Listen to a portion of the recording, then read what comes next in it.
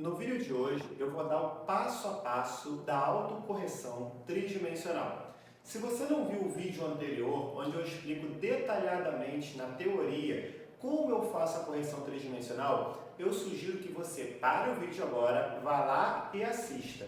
Eu vou deixar aqui embaixo no link na descrição para você assistir e depois você volta para esse vídeo aqui, que aqui eu vou falar basicamente da prática da autocorreção. O que é autocorreção tridimensional? É quando a pessoa utiliza a própria musculatura para gerar forças contrárias às alterações ocasionadas pela escoliose. Lembrando que essas alterações ocorrem nos 3 planos do espaço. E aí aqui eu vou mostrar para você esse passo a passo, como que eu vou fazer a correção. Primeiramente, eu vou fazer essas correções separadamente, plano por plano. E depois eu vou unir essas correções para que a gente chegue na autocorreção tridimensional em si. Então vamos lá. Primeiro plano que eu vou trabalhar é o plano sagital. O que é o plano sagital? Eu falo em plano sagital quando eu observo uma coluna de perfil. E observando uma coluna em perfil, eu reparo que essa coluna ela não é reta, mas ela possui algumas curvaturas fisiológicas, que são as cifoses e as lordoses. Acontece que na escoliose, essas cifoses e lordoses podem estar aumentadas ou reduzidas. E aí, como que eu vou fazer o trabalho de uma cifose ou de uma lordose? Eu vou trabalhar a lordotização ou a cifotização de determinada curvatura. E aí eu vou demonstrar aqui com minha paciente. Eu pensando na lombar, a lombar ela já tem uma lordose fisiológica. Na torácica eu tenho uma cifose. E aí imagina que eu tenho um paciente com retificação da lombar. Quando eu tenho uma retificação da lombar, eu vou estimular a lordotização da lombar, que seria isso aqui. Vamos lá. Foge, lordotizei a lombar. Agora vamos pensar no caso contrário, que esse paciente já tenha uma hiperlordose. Aí eu vou solicitar a retificação da lombar. Retifica. Isso. E agora eu vou fazer essa simulação também na torácica.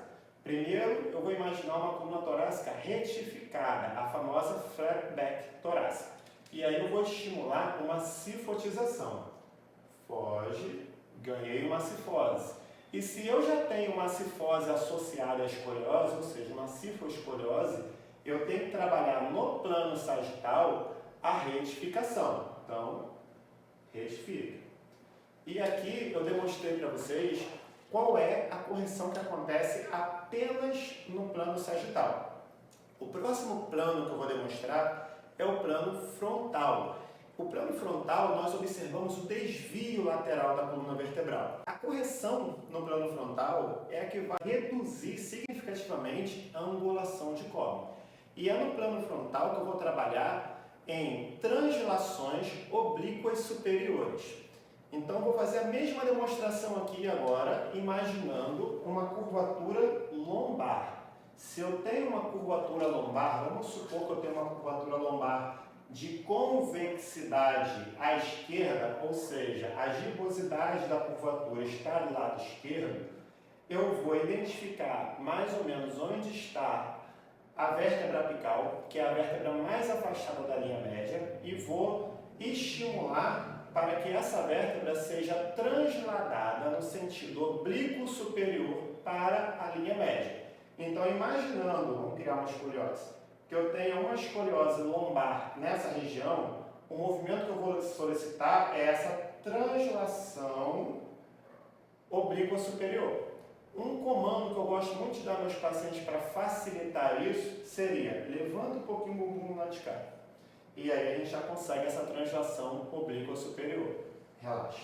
Na torácica é a mesma coisa. Eu vou simular uma curvatura que esteja aqui agora, torácica à direita.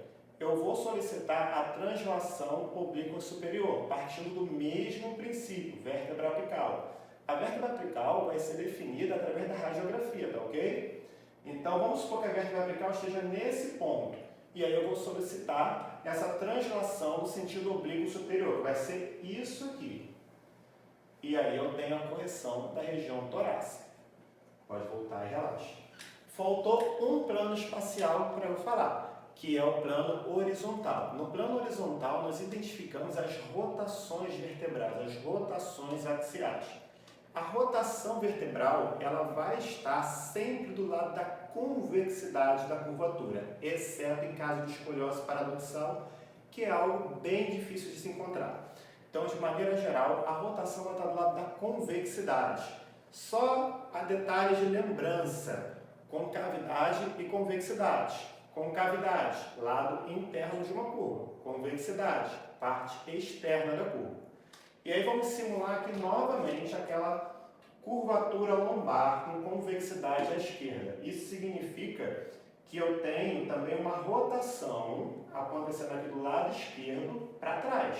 Essa curvatura estaria assim. E aí, quando eu vou fazer essa correção no plano horizontal, eu vou pedir para a paciente rodar esse lado aqui para frente. Na torácica, a mesma coisa. Se a curvatura está aqui do lado direito, eu tenho uma escoliose torácica direita com uma rotação à direita. O que eu vou fazer? Vou estimular essa rotação para frente. Então, aqui eu dividi separadamente o que seriam as correções em cada plano espacial, em cada alteração da escoliose. Lembrando que a escoliose é tridimensional. Agora eu vou unir essas correções, mas antes de eu unir a correção, eu preciso passar para você uma ordem de como que eu realizo essa correção. Então vamos lá. A escoliose ela deve prioritariamente ser corrigida de baixo para cima, ou seja, da lombar para a região torácica, exceto quando a curvatura torácica ela for uma curvatura primária. A curvatura primária é aquela curvatura com maior angulação de córdon. Se a curvatura torácica for a curvatura primária e a curvatura lombar for uma curvatura compensatória, eu vou começar a correção pela torácica. Quando eu começo a correção pela lombar ou pela toracolombar, o primeiro plano a ser corrigido vai ser o plano sagital. Depois eu vou corrigir o plano frontal e o plano horizontal. Agora, quando eu for começar a correção pela curvatura torácica, o primeiro plano a ser corrigido vai ser o plano frontal, que são as translações. E depois eu vou corrigir o plano sagital e o plano horizontal. Então agora eu vou simular uma correção completa de uma curvatura lombar. Então vamos imaginar aquela mesma curvatura lombar aqui à esquerda. E como eu falei, quando eu trato de curvatura lombar ou toracolombar, a primeira correção é a sagital. Vou imaginar que essa paciente tem uma retificação da lordose lombar. Então eu vou estimular que ela empine aqui, ou seja, a caveia lombar, sustenta, tá? Agora, eu tenho uma curvatura aqui à esquerda, lombar à esquerda. Eu vou fazer a translação oblíqua no sentido superior da esquerda para a direita. Ó, levanta o bumbum do lado de cá, isso, transladei. E por último, vou fazer uma leve rotação aqui, porque se ela tem a convexidade aqui, eu também tenho a rotação aqui, girar um pouquinho. Isso aqui seria uma correção tridimensional pensando numa única curvatura, curvatura lombar. A mesma correção acontece se a curvatura for toracolombar. Então, para o vídeo não ficar muito grande, eu vou pular a curva toracolombar e vou direto para uma curvatura torácica. Relaxa. Pensando na curvatura torácica com convexidade à direita. Na torácica, eu não começo a correção pelo plano sagital, eu vou começar pelo plano frontal. Então, a primeira correção que eu vou fazer vai ser a translação oblíqua superior. A vértebra apical, vamos supor que ela esteja aqui, e eu vou solicitar que essa paciente que ela faça esse movimento de translação oblíqua superior. Um comando que eu gosto de dar é: joga a vértebra para cima do ombro. É esse o comando que eu costumo dar aos pacientes. E aí ela vai sustentar essa correção. Agora, a próxima correção vai ser o plano sagital. Também vou imaginar que essa paciente tem uma retificação torácica. Se ela tem uma retificação torácica, sem perder essa correção que eu já fiz no plano frontal, eu vou sugerir que ela cifotize a torácica. Ótimo. Agora, só para poder você entender, imagina, volta aqui um pouquinho, que ela tivesse uma hipercifose associada à escoliose. Aí eu ia pedir para ela retificar essa torácica, ok? Volta aqui, cifotizei, mantive a correção, e como ela tem uma escoliose à direita, convexidade à direita, agora eu vou solicitar a rotação da curvatura à direita.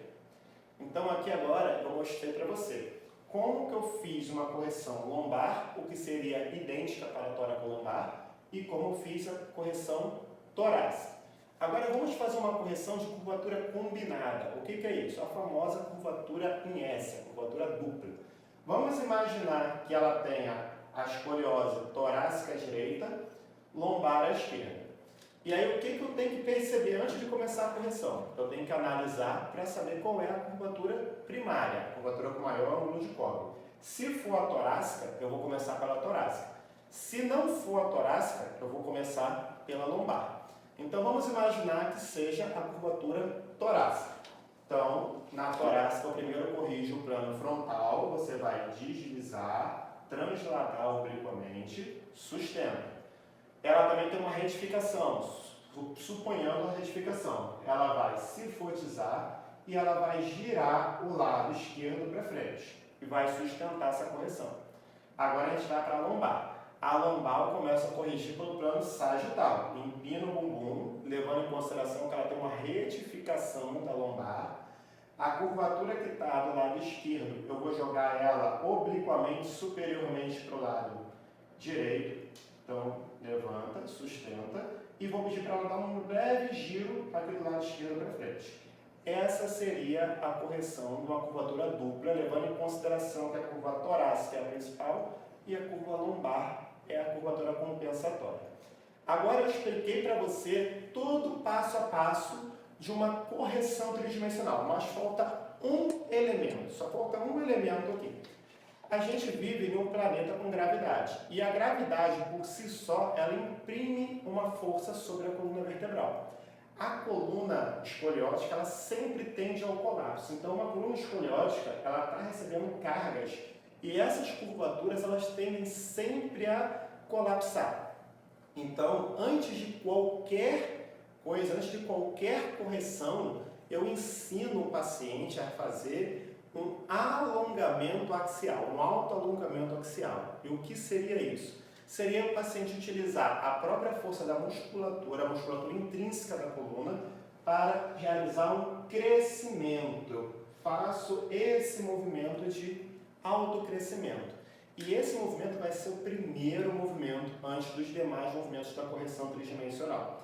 Só uma observação: em caso de retificação torácica, se eu faço um alongamento axial muito grande, eu tendo a retificar ainda mais a torácica e aumentar a lordose lombar.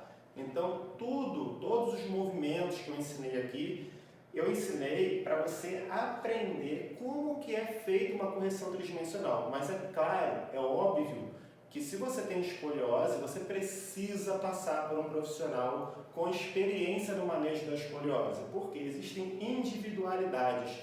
A correção da escoliose não fica só apenas na autocorreção tridimensional. A gente associa com outros exercícios e outras coisas devem ser levadas em consideração, como, por exemplo, flexibilidade da curva, flexibilidade muscular, entre diversas outras coisas. Então aqui é um vídeo informativo, mas não é para substituir a consulta com o profissional. Se você gostou desse vídeo, não esquece de deixar aqui aquele joinha, que isso vai me ajudar bastante. E se você quiser continuar recebendo conteúdos como esse, é muito fácil. Se inscreve aqui no canal e ativa o sininho das notificações. Assim o YouTube vai sempre te avisar quando eu postar um novo vídeo. Eu espero que você tenha gostado, eu vejo você na próxima e tchau!